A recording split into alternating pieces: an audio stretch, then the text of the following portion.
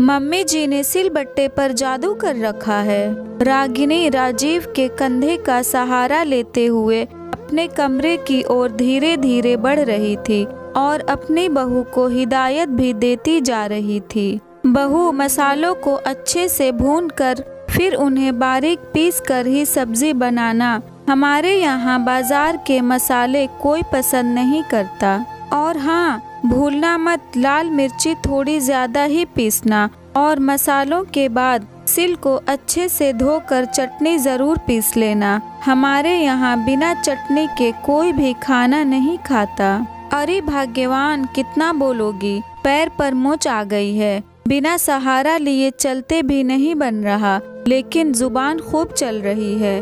अरे छोड़ दो ना, बहू समझदार है, सब कर लेगी। सहारा देकर रागिनी को राजीव जी ने बिस्तर पर बैठाया। हाँ हाँ, पता है कितनी समझदार बहू है।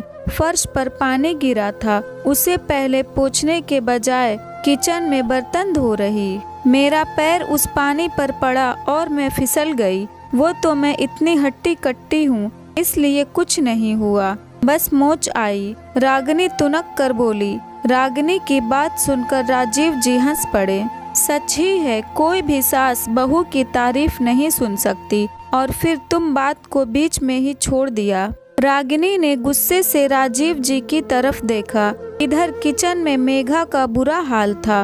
उसकी शादी को अभी 2 महीने ही हुए हैं। वैसे रागिनी ज्यादा रोका टाकी नहीं करती, लेकिन किचन में उसके ही नियम चलते हैं। और इस नियम का एक ही हिस्सा है कि मसाले और चटनी सिलबट्टे पर ही पीसना है। वैसे तो रोज रागिनी ही मसाले और चटनी पीसती, लेकिन आज मोच आ जाने के कारण राजीव जी उसे कमरे में आराम कराने के लिए ले गए।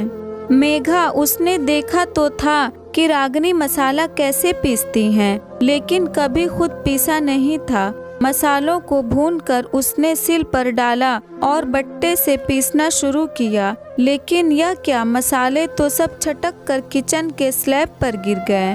वो उन्हें वापस सिल पर रखती, लेकिन बट्टा लगाते ही फिर सब बिखर जाते हैं। भगवान, यह क्या हो रहा है?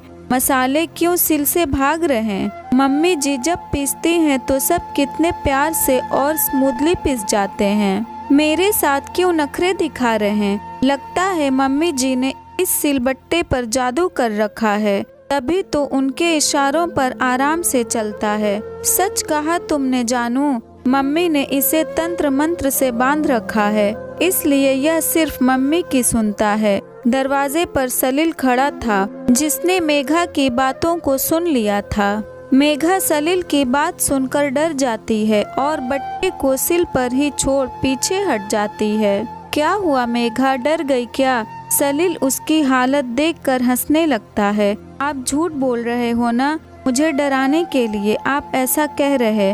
मेघा की आवाज में थोड़ा डर था। नहीं, मैं सच कह रहा। हाँ, एक बात और, तुम नहीं जानती कि मम्मी के इस जादू और मंत्र का तोड़ मुझे आता है। डरी हुई मेघा को सताने में सलील को मजा आ रहा था। सच्ची आपको तोड़ आता है? तो आप प्लीज जल्दी से तोड़ दीजिए ना, खाना बनाने में देर हो रहा है। मेघा सलील का हाथ पकड़कर बोली।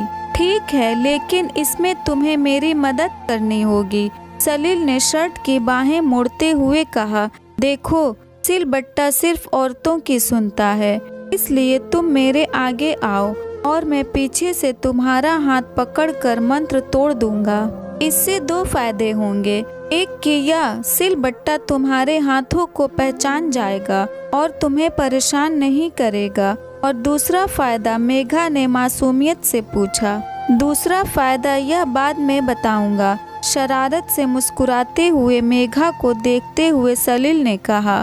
पहले सभी मसालों को सिल पर रखा और मेघा ने बट्टे को उठाया तो सलील ने भी बट्टे को पकड़ लिया। पहले मसालों को धीरे धीरे बट्टे से कूटकर छोटे छोटे टुकड़ों में कर दिया और फिर धीरे धीरे बट्टे से पीसने लगा। मसाला अच्छे से बारीक होने लगा तो वो खुश होकर बोली, देखिए सलील, मसाले बारीक हो गए हैं। अच्छा, लेकिन अभी और बारीक करना है। यह बोल सलील मेघा के और करीब आ गया और उसके गर्दन पर किस करने लगा। मेघा, जिसका सारा ध्यान अभी तक मसाले पीसने पर था, सलील के इस हरकत से उसे दूसरे फायदे का मतलब समझ आया और समझ आते ही वो शर्मा गई। तो जनाब का दूसरा फायदा यह था, दिन दहाड़े किचन में रोमांस करते हुए अगर पकड़े गए तो मम्मी जी कहेंगी कि मेरी बहू जादूगरनी है, बेटे को बेशर्म बना दिया। मेघा ने सलील को अपने से दूर करते हुए कहा, बहू, मसाले अभी तक पीसे नहीं क्या? सब्जी भी अभी तक छौंकी नहीं, मसालों की खुशबू नहीं आ रही। जल्दी जल्दी हाथ चलाओ, आज मैं किचन में नहीं हूँ तो क्या खाना देर से मिलेगा? रागिनी कमरे से ही चिल्लाई। मेघा ने जल्दी से सलील को बाहर निकाला। अरे मेरी जानू, अभी चटनी बाकी है और सिल पर जादू। सलील शरारत से मुस्कुरा कर बोला, रहने दो, अब मुझे भी आ गया है जादू का तोड़। आप कमरे में जाइए और मुझे खाना बनाने दीजिए। मेघा ने हाथ जोड़ते हुए प्यार से कहा। डाइनिंग टेबल पर राजीव जी खाना खाते हुए बोले, वाह बहू, आज तो खाने में अलग ही स्वाद है, बहुत ही बढ़िया। अब तुम्हें खाना बनाया करो। हाँ बहू, मसाले बहुत अच्छे से पीसा तुमने, बहुत अलग और अच्छा स्वाद आ रहा है। सच में रागिनी ने भी जब तारीफ की तो सलील और मेघा एक दूसरे को देख मुस्कुराने लगे और मन में एक साथ एक ही ख्याल आया, स्वाद क्यों नहीं आएगा जब मसाले प्यार से पीसे गए हों। अगर ये स्टोरी आपको अच्छी लगी हो तो इस वीडियो को लाइक करें और नए हैं तो हमारे चैनल को भी सब्सक्राइब करें।